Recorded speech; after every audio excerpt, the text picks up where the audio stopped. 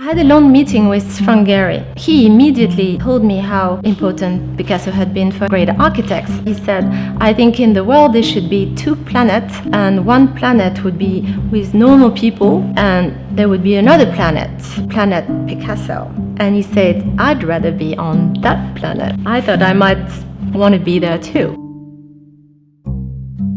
I don't think I could expect a better venue than the Grand Palais, particularly because that's where the first major retrospective of Picasso took place in 1966. I worked very early on with Didier Ottinger from the Centre Pompidou, and we developed the project together. Then Laurent Lebon, who had just newly been appointed president of the Musée Picasso, felt the need to participate.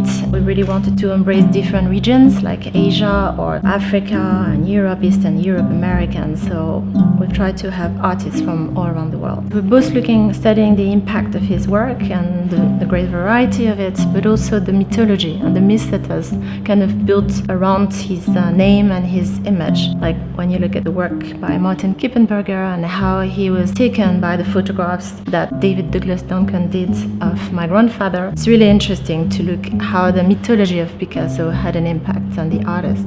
In fact, a lot of artists that I met, including like Richard Prince, Ed Ruscha, or even Tim Burton, they didn't really get a chance to see a lot of works by Picasso. They first looked at Life magazine and looking at him at work and discovering the works through magazines. So yes, that's really an important part of the show as well. We really wanted to reflect the different source of influence, because it's not just about Cubism. Artists like Jasper Johns immediately were taken by the works from the 30s, and David Hockney was more a response to Cubism. Some others might respond more to late works like Georges Condo or Basquiat. The power that one particular painting can, transfer all this emotion, like The Crying Woman from 1937. I was really stricken by the influence it had, not just in paintings, but also in video art, like Reneke Dijkstra did this amazing video based on that painting that is being revealed by children talking about it, but also with great filmmakers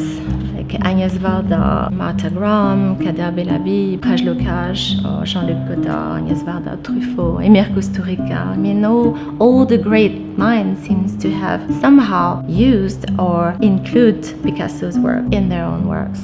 Gian Baldassarre, I was very moved by the fact he acknowledged that Picasso had given permission to many artists, not just to create but to invent. He's given that freedom that anyone can do anything and you just have to do it. Some of them actually also had like mystical dreams, like they had dreamt they'd seen Picasso, that he wanted them to become an artist. He's almost still alive. It's almost as we're entering a new Picasso period. We'll be able to look at Picasso differently. We can enter the mind of great artists and see what they perceive.